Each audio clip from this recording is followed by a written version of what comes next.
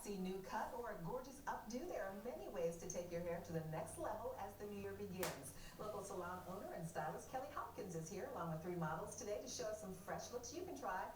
Welcome, Kelly. Hi. Good to see you. New year, new you. A lot of people want to make that transition. What are the hottest trends we're looking at as far as hair this season? We're seeing a lot of texture and movement in hair, a lot of modern color placement that's going to give less maintenance than what people are used to doing right on the top of the hair.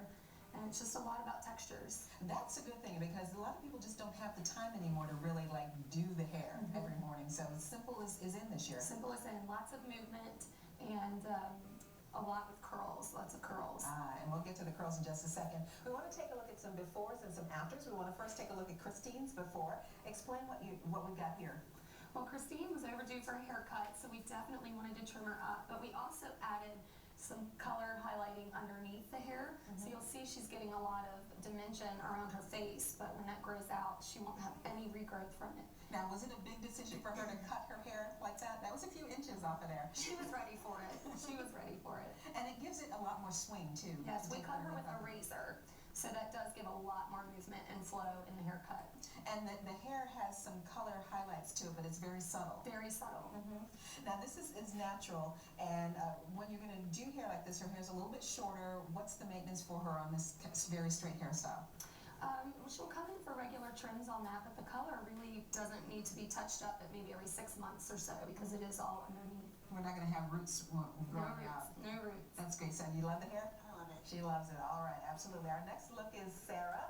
We had Sarah curly, and then she just looks like a college student there.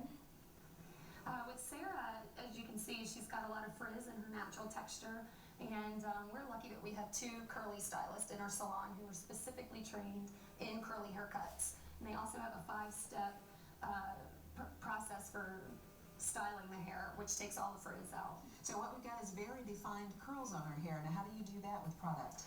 What you want to do is wash the hair only about 2 times a week, sometimes even less, because the curls are really looking for moisture. And then you actually leave a little of your conditioner in and scrunch in a curling cream product, which will help to keep the curls moist and defined. And I also understand that her hair was cut dry as opposed to wet. Yes, our specialist actually cut each individual curl dry. Now, how long does that take to do individual curls? Not as long as you would think. It's about 45 minutes to do the cut, and then they process them in a dryer to dry, and then she'll check them. So a very defined, much more defined look. Yes. All right. And shake your head yes or no, Sarah. You love it?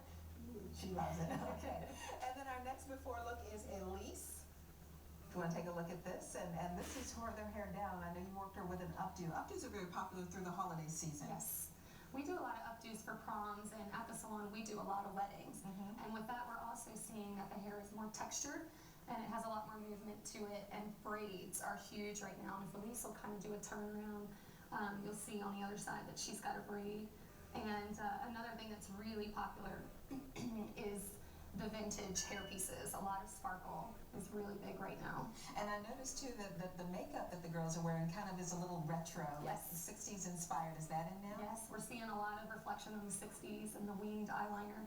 But before you were seeing a lot of red lips, and they're definitely softening the lip up and keeping it more natural with pinks. If we can get a closer look at Christine and Sarah's eyes, they definitely have the winged up. How do we work that makeup? Is that very simple with maybe liquid eyeliner? Or? You can use a liquid eyeliner. We also like the smudge pots with the gels, and they tend to stay a little easier, and you can use a brush, which tends to make the application a lot easier.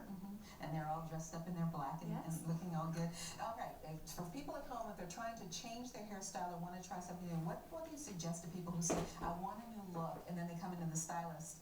What should we bring to you to let you know what exactly we want? Well, we do a very thorough consultation and ask a lot of questions, which helps us to know what direction to go. But we also love pictures in the salon. It's always a good idea to bring a picture and to give us a visual of what you're looking for. Now, how do you talk to a client who comes in with something that you know really isn't going to work on their hair or really probably won't look good on them? How do you kind of work them around that?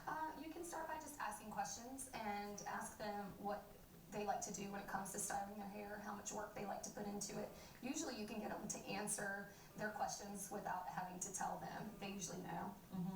And now we're looking at kind of 60s inspired makeup and smooth hair, updos and curly hair. How do we know what to pick for ourselves? I'd say if I had to choose one of these, I'd probably go with the updo for myself. styles. They are all very different. We've got Christine with the straight hair and Sarah with the curls. Either one of these girls could transition into the formal wear, but it's just a matter of picking what's going to flatter your face, and that's what we're there to do. And then also the hardest thing I think is picking products. We always hear change your shampoo often because your hair gets used to it. Is that a myth or a truth? I would say it's a myth. We use Pureology products, which are sulfate free, and that is going to help preserve the color, like on Christine.